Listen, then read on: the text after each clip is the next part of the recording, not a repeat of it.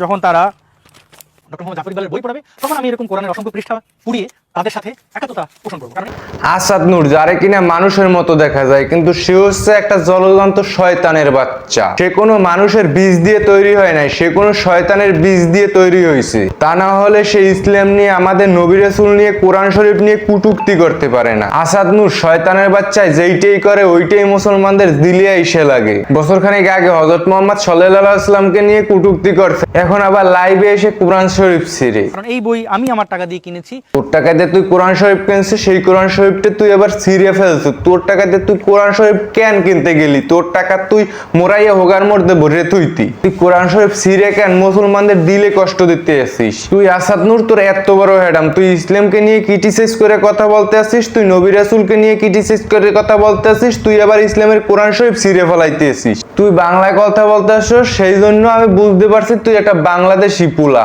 তোরে জন্ম দিয়েছে একটা শয়তানের বাচ্চা। তুই এই সপ্তাহ তোর যদি হেডাম থাকে তাহলে তুই বাংলাদেশে এসে কর না, দেখি তুই কয় মিনিট করতে পারো, কয় মিনিট না তুই কয় সেকেন্ড করতে পারো। যাক, তোর বাংলাদেশে আসা লাগবে না।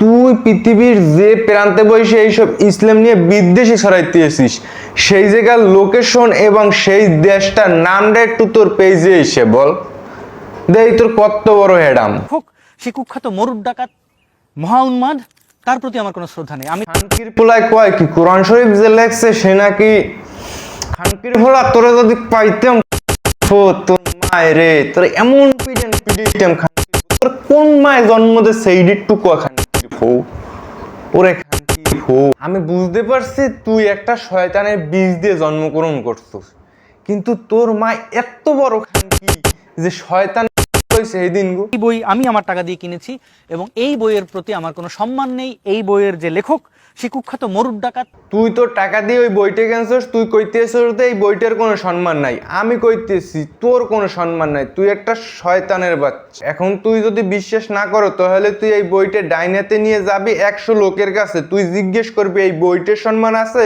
না আমার সম্মান আছে। সবাই কইবে যে তোর কোনো সম্মান নাই, আর তোরে সবাই জুতা দিয়ে দেবে আর এই বইটা সালাম করবি।